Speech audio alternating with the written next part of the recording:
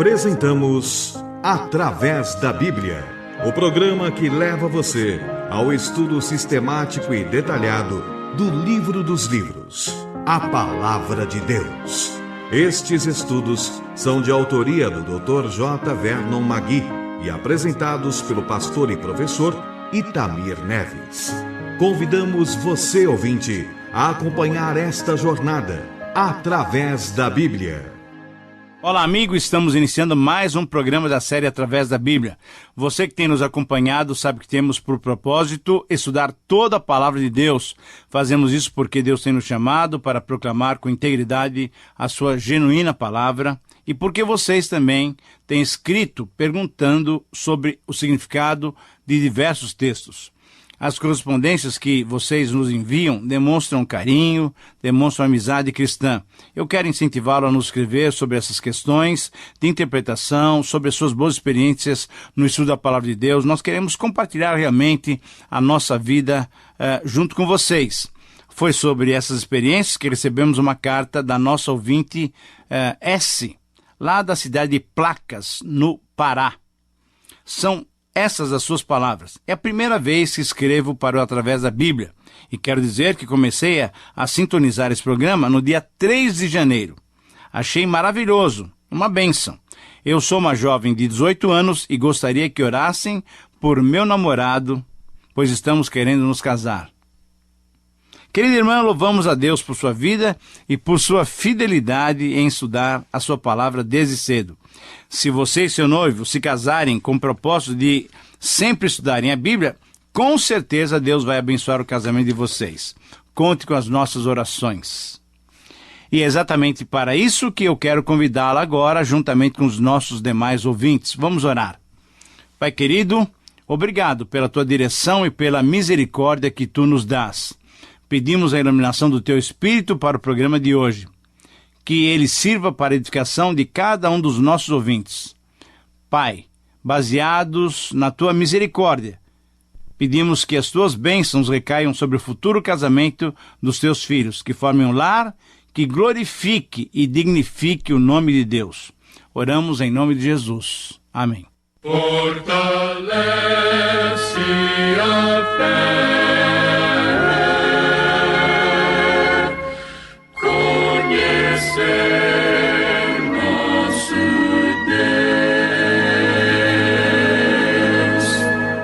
Querido amigo, vamos estudar hoje os 44 versículos do capítulo 23 de Levítico. Nesse capítulo estudaremos sobre as festas do povo de Deus. Essas festas eram santos feriados, eram festas solenes. Essas festas eram tempos de muita alegria e não de tristeza. Somente numa dessas festas o povo de Deus deveria se afligir, deveria pensar apenas na sua maldade, na sua pecaminosidade e se arrepender diante disso. Deus nunca quis que o seu povo chegasse triste até a sua presença. Pelo contrário, Ele queria que fossem até Ele com muita alegria. Então encontramos nesse capítulo de Levítico o calendário permanente de Deus.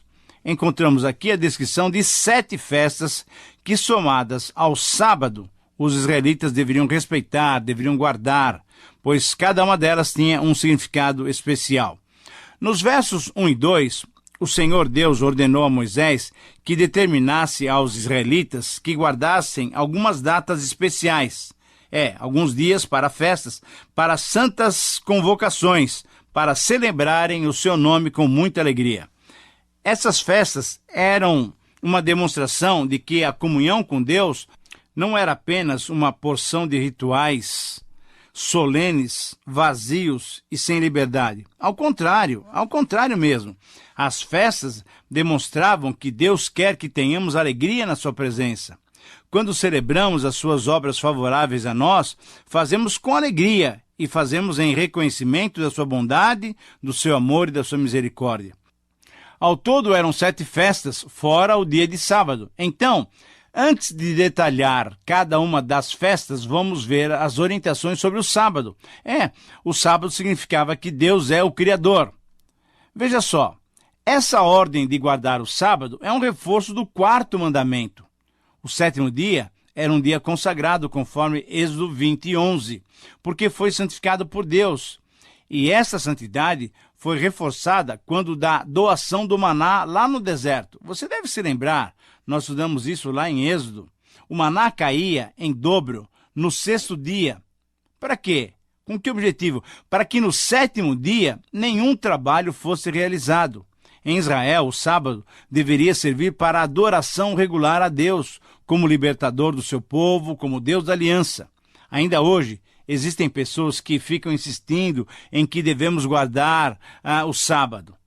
Mas o apóstolo Paulo já nos esclareceu isso muito tempo atrás. Ele disse o seguinte: se alguém está em Cristo, é nova criatura. As coisas velhas já passaram. O sábado, querido amigo, pertence à velha criação, pertence à velha aliança. E nós, os crentes em Jesus Cristo, pertencemos à nova aliança. O que Deus pretendia e ainda pretende hoje é que reservemos a Ele uma adoração sincera, que brote de um coração agradecido por sua bondade. Hoje, olha só, hoje nós não precisamos mais guardar um dia especial, nem adorar num determinado local. Jesus disse que Deus procura verdadeiros adoradores que, independente de locais e dias, o adorem em espírito e em verdade. Pois bem, agora vamos analisar cada uma dessas 7 festas que o Senhor pediu que os israelitas reservassem, honrassem a Ele com a celebração das mesmas. Em primeiro lugar, nos versículos 4 e 5, temos a festa da Páscoa, que significa que Deus é o Redentor. O texto diz assim: são estas as festas fixas do Senhor, as santas convocações que proclamareis no seu tempo determinado. No mês primeiro, aos 14 do mês, no crepúsculo da tarde, é a Páscoa do Senhor. Querido amigo, a Páscoa era uma festa das mais importantes celebrações anuais que marcava o início do ano religioso judeu. Nós já a conhecemos quando estudamos lá Êxodo capítulo 12. Era uma cerimônia exclusiva para os israelitas. Era uma comemoração pela saída do Egito. Era celebrada na 14ª tarde do primeiro mês de Nissan, na primavera, isto é, entre os nossos meses de março e abril, quando então a ceifa da cevada já estava para começar. Comemorava a libertação da escravidão egípcia e marcava o estabelecimento dos descendentes de Jacó como nação. O dia posterior à celebração da Páscoa era o primeiro dia da festa dos pães asmos. A Páscoa dava início à festa dos pães asmos, como estudaremos posteriormente lá em Números 28:16. Na Páscoa, os israelitas reconheciam que Deus é o Redentor. Em segundo lugar, nos versos 6 a 8, temos a festa dos pães asmos, que significa que Deus é o provedor. Na sequência do texto da Páscoa, nós lemos no versículo 6, e aos 15 dias desse mês é a festa dos pães asmos do Senhor. 7 dias comereis pães asmos. No primeiro dia tereis santa convocação. Nenhuma obra servil fareis, mas 7 dias oferecereis oferta queimada ao Senhor. Ao 7º dia haverá santa convocação. Nenhuma obra servil fareis. Querido amigo, a festa dos pães asmos, ou pães sem fermento, era uma festa que tinha um caráter de peregrinação. Era uma das 3 festas que todo israelita deveria observar, sendo ele adulto, junto com a festa do Pentecoste e a festa dos tabernáculos. Muito bem. Uma das razões da importância dessa festa, da festa dos pães sem fermento, se constatava pela oportunidade de se proporcionar um período de instrução em que se relembrava o significado teológico da saída do Egito. E também se relembrava o estabelecimento da aliança com Yahvé. Assim como ocorria com os israelitas, também com os cristãos, ao participarmos da ceia do Senhor, ali nós relembramos do sacrifício do Senhor Jesus na cruz, libertando-nos para sempre dos nossos pecados. Na ceia, nós reconhecemos que Deus é o provedor da nossa salvação. Em terceiro lugar, nos versículos 9 a 14, temos a festa das primícias, que significa que Deus é o sustentador. Versículo 9. Disse mais o Senhor a Moisés: fala aos filhos de Israel e dize-lhes: quando entrares na terra que vos dou e cegardes a sua messe, então trareis um molho das primícias da vossa messe ao sacerdote. Este moverá o molho perante o Senhor, para que sejais aceitos. Versículo 12. No dia imediato ao sábado, o sacerdote o moverá. No dia em que moverdes o molho, oferecereis um cordeiro sem defeito, de 1 ano, em holocausto ao Senhor. 13. A sua oferta de manjares serão 2 dízimas de 1 éfa de flor de farinha amassada com azeite, para oferta queimada de aroma agradável ao Senhor. E a sua libação será de vinho, a 4ª parte de 1 hin. 14. Não comereis pão, nem trigo torrado, nem espigas verdes, até ao dia em que trouxeres a oferta ao vosso Deus. É estatuto perpétuo por vossas gerações, em todas as vossas moradas. Querido amigo, para entendermos a festa, o significado desta festa das primícias, agora nós precisamos fazer alguns destaques. Vamos a eles então. Primeiro, esta festa ocorria no começo da ceifa da cevada. O primeiro cereal a ser colhido entre as primícias era para ser dedicado a Deus. Segundo, essa oferta simbólica, que lembrava o sustento divino, era acompanhada por um cordeiro sacrificial, uma oferta de manjares de flor de farinha amassada com azeite e uma libação, isso é, uma porção de vinho derramado sobre essa oferta como aroma agradável ao Senhor. Essa cerimônia reconhecia Deus como verdadeiro autor de todos os produtos da terra. Como disse Paulo em 1 Coríntios 3, é Deus quem dá o crescimento. E uma terceira observação é que o simbolismo dessa festa é muito significativo, pois, quando aplicado ao Novo Testamento, ele é aplicado para os primeiros convertidos como primícias do Espírito Santo, para os judeus como as primícias da igreja cristã, mas, sobretudo, esse simbolismo é aplicado ao Senhor Jesus como a primícia de todos nós que um dia com ele ressuscitaremos, para estarmos para sempre com o nosso Senhor. Por isso, nós reconhecemos em Deus o sustentador da nossa salvação. Em quarto lugar, nos versículos 15 a 22, temos a festa do Pentecoste, ou das semanas, ou então da colheita, que significava que Deus é o mantenedor da vida. Vamos ler esses versículos. Espero que você esteja com a sua Bíblia aberta e me acompanhe nessa leitura. Versículo 15. Contareis para vós outros, desde o dia imediato ao sábado, desde o dia em que trouxerdes o molho da oferta movida, 7 semanas inteiras serão. Até o dia imediato ao 7º sábado, contareis 50 dias. Então, trareis nova oferta de manjares ao Senhor. 17. Das vossas moradas trareis 2 pães para serem movidos, de 2 dízimas de 1 éfa de farinha serão, levedados se cozerão. São primícias ao Senhor.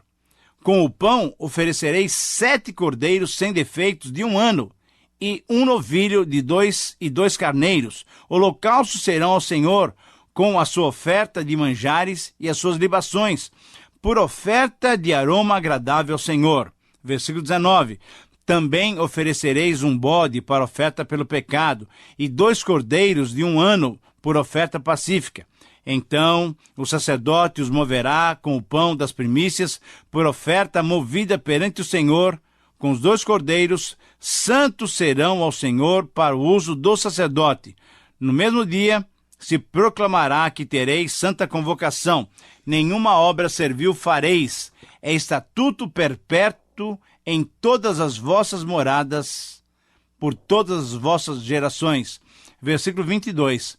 Quando cegardes a messe da vossa terra, não rebuscareis os cantos do vosso campo, nem colhereis as espigas caídas da vossa cega. Para o pobre e para o estrangeiro as deixareis. Eu sou o Senhor, vosso Deus. Querido amigo, esta era uma das 3 festas mais importantes que deveriam ser observadas por todos os israelitas.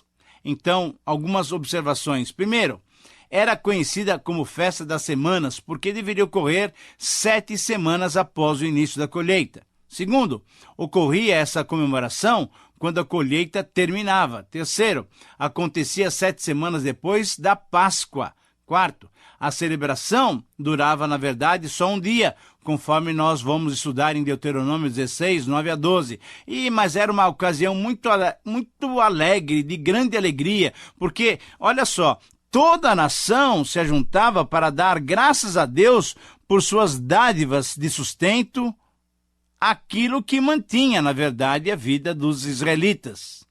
E uma quinta observação, nessa ocasião, lembrava-se dos pobres e dos estrangeiros que poderiam colher o que sobejava da colheita, mostrando, então, a preocupação divina para com os necessitados. Reconhecia-se nesta festa que Deus era o mantenedor da vida. Em quinto lugar, uma quinta festa, nós vamos ver nos versículos 23, 24 e 25. Aqui nós temos a descrição da festa das trombetas, que significava o início de um ano novo, de um novo mês, isso é, de um ano civil. Muito bem, vamos ver os versículos 23, 24 e 25. Disse mais o Senhor a Moisés: fala aos filhos de Israel, dizendo: no 7º mês, ao 1º do mês, tereis descanso solene, memorial, com sonidos de trombetas, santa convocação. Nenhuma obra servil fareis, mas trareis oferta queimada ao Senhor. Muito bem, esta festa das trombetas era uma das cerimônias que ocorriam no 7º mês, o mês de Tisri. Esse era um mês santo, e esta festa, celebrada no 1º dia desse mês, marcava o começo do ano civil judaico, de tal forma que depois do exílio, esta festa das trombetas ficou sendo a festa do Ano Novo Judaico.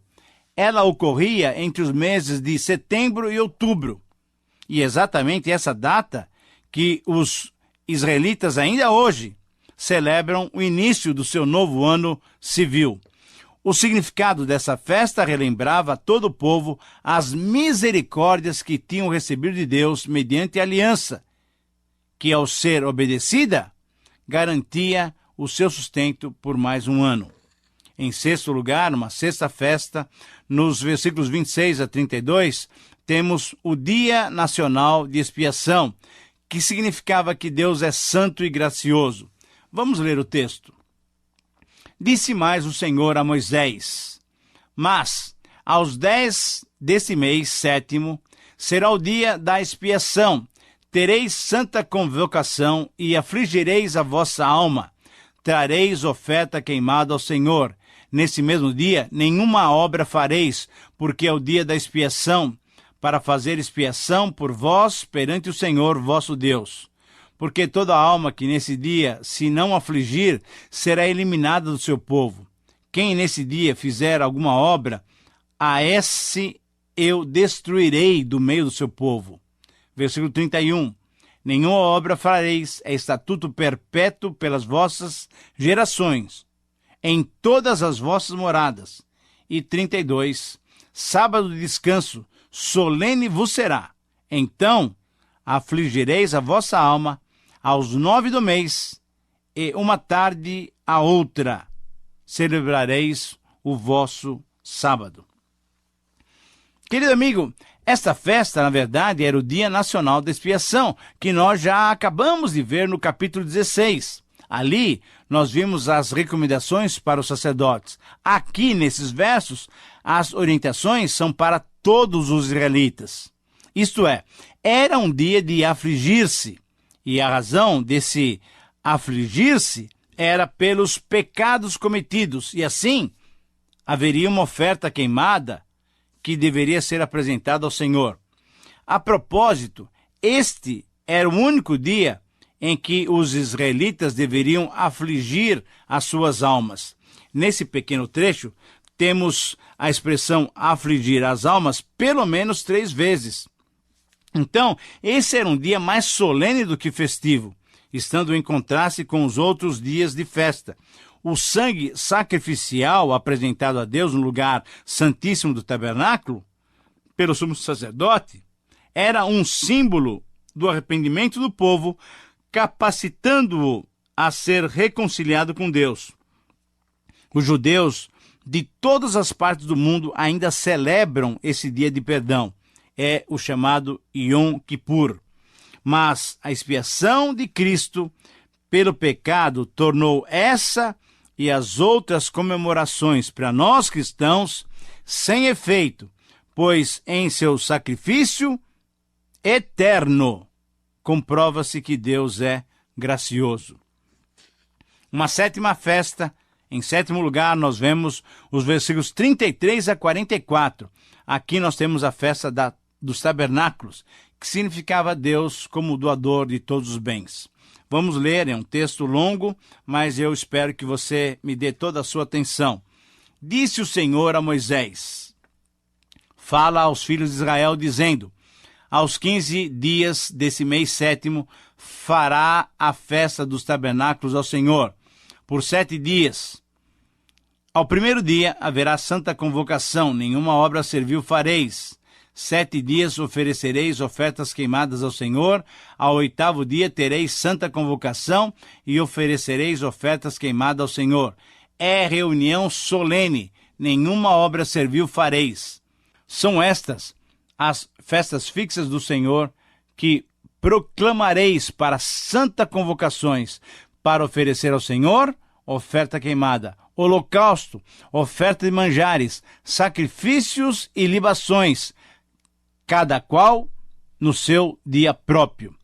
Além dos sábados do Senhor e das vossas dádivas, e de todos os vossos votos, e de todas as vossas ofertas voluntárias que dareis ao Senhor.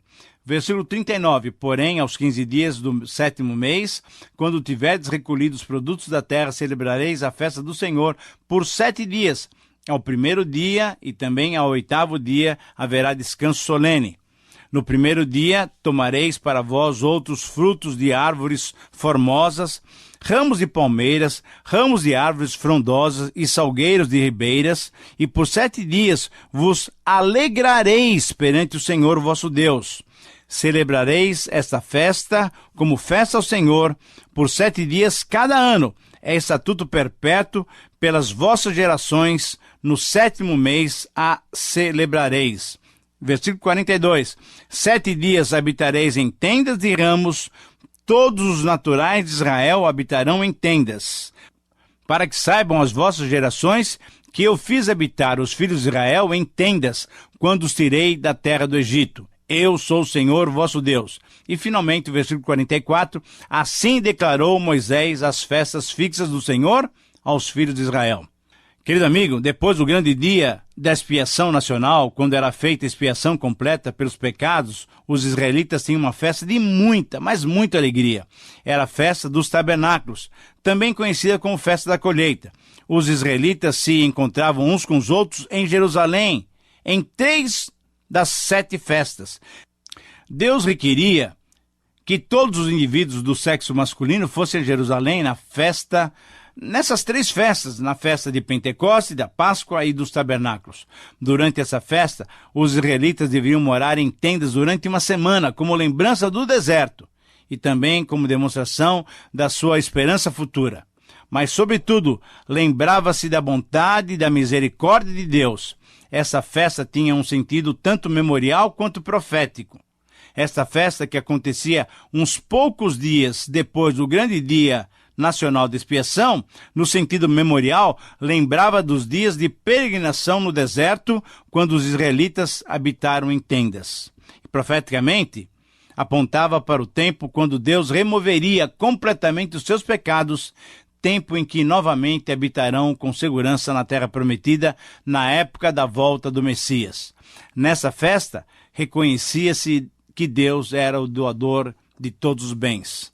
Bom, querido amigo, chegamos ao final de mais um tempo de estudo, de mais um capítulo bem estudado, espero eu, do livro de Levítico.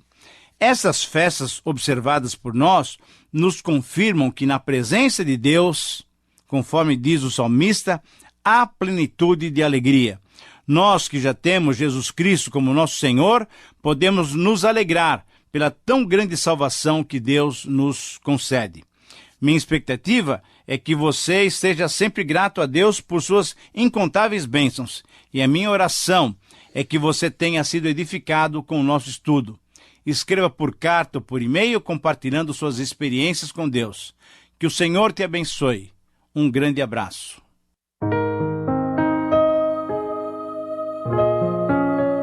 Terminamos mais uma apresentação do programa Através da Bíblia. Esperamos que você nos escreva, dando a sua opinião sobre o que ouviu. O nosso endereço é Caixa Postal 18.300, CEP 046-26970, São Paulo, capital. Ou pelo e-mail atravesdabiblia@transmundial.com.br. Este programa foi produzido nos estúdios da Transmundial.